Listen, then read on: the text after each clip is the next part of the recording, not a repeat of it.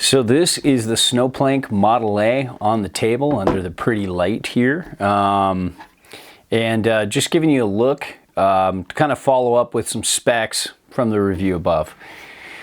You can see it's got a longer nose than tail, a little bit of taper, I believe 12 mil with this model. And this is, they usually have, yeah, the 162, so waist at 26.5, so kind of a wider board, but it didn't really feel like that for me. It felt very doable even at size 9. But you know, you can kind of see this taper, you can kind of see the side cut depth as you lay it on the table.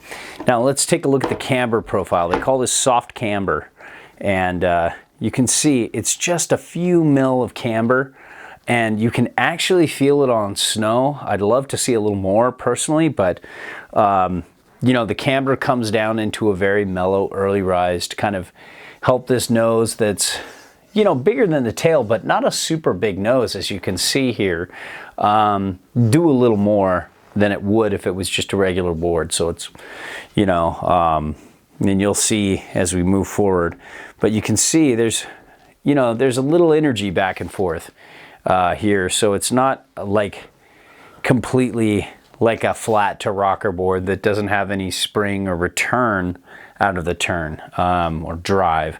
I felt like this was a pretty good carver. It had some get up and go, and it's very damp and powerful. Now, lots of people have asked me for the width under the inserts, so I'm going from the widest to the narrowest, and I'm looking at about 27.3 all the way down to the snow here, and about 26.9, 27 on the back here. And on the front, you're looking at just about 27, I would say. And on the top here, you're looking at 27.6, 27.7, somewhere around there. And if you set it all the way back at 22 inches, which is a good setback, for a lot of riders, you can have a difference between nose to there and tail to there of 6.25 inches, which is pretty decent. It's kind of like what you would expect for most kind of more to traditional American free ride boards, North American, whatever you want to call it. And then set back from the center of board, you're kind of looking more at, you know, probably 3.125 back on board, truly, which is pretty good directional flow. You add the mellow camber, the early rise in the nose, a little bit of early rise here, along with the, you know, 12 mil of taper, bigger nose than tail. You've got pretty good directional float. You know, there are other boards in their line that do a little better, but this isn't bad.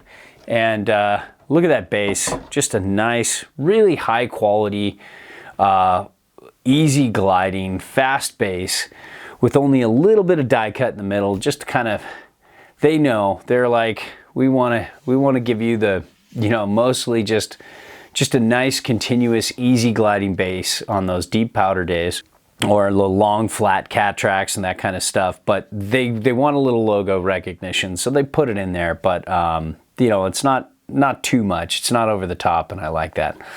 The base held its wax pretty well.